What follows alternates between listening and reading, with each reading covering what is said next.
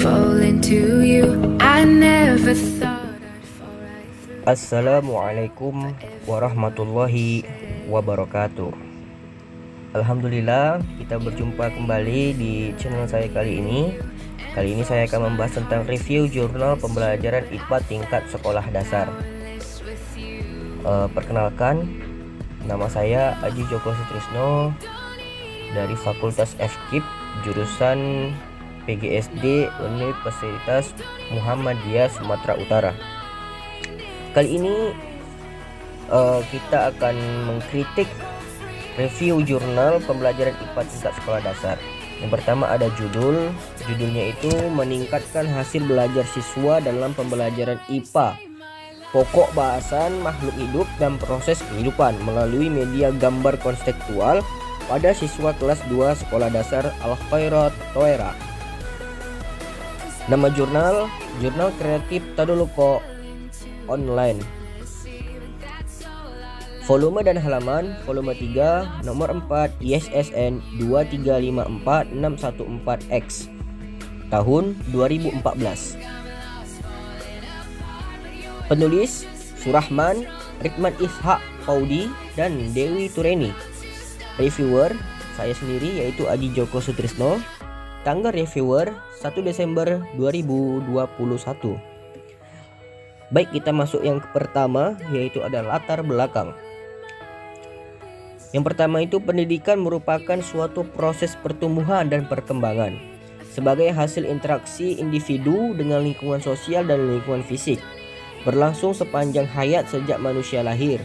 Warisan sosial merupakan bagian dari lingkungan masyarakat, merupakan alat bagi manusia untuk pengembangan manusia yang terbaik dan cerdas untuk meningkatkan kesejahteraan hidupnya.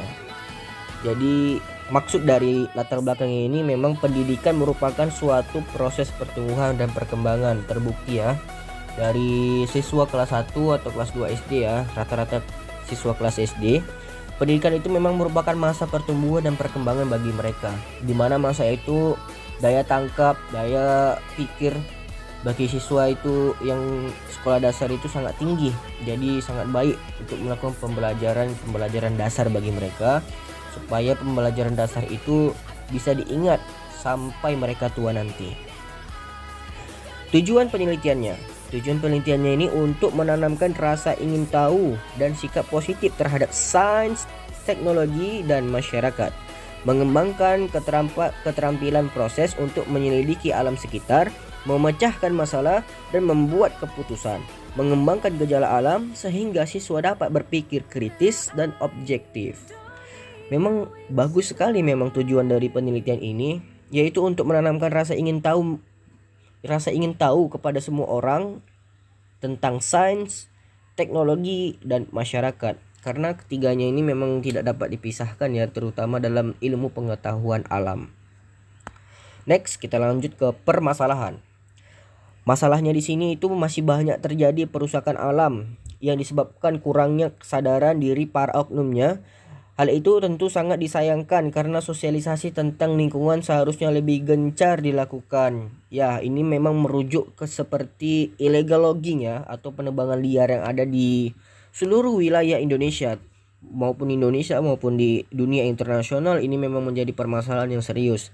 Sangat disayangkan para oknum-oknum masih ada yang mau melakukan penebangan liar. Karena hanya demi cuan, demi uang, mereka rela membotakkan bumi ini ya, terutama hutan-hutan liar. Seharusnya para pengembang itu kalau memang ingin menebang pohon, dibuat lahan khusus bagi mereka untuk menebang pohon tersebut, atau membudidayakan pohon untuk ditebang sendiri oleh para pengembang tersebut, sehingga tidak merusak alam yang ada di Indonesia ini. Semoga mereka yang melakukan pengerusakan itu diberikan hidayah dan kembali ke jalan yang benar. Next, kita lanjut ke metodologi penelitian. Penelitian ini dilakukan di Sekolah Dasar Al-Khairat Toera. Subjek penelitian ini adalah seluruh siswa kelas 1 SDA Toera yang terdaftar pada tahun ajaran 2013-2014. Pelaksanaan penelitian dilaksanakan melalui 2 siklus. Setiap siklus dilaksanakan sesuai dengan perubahan tingkah laku yang ingin dicapai berdasarkan informasi yang diperoleh. Dilaksanakan tindakan dengan prosedur yang pertama, perencanaan. Yang kedua, pelaksanaan tindakan. Yang ketiga, observasi dan evaluasi. Yang keempat, refleksi dalam setiap siklus.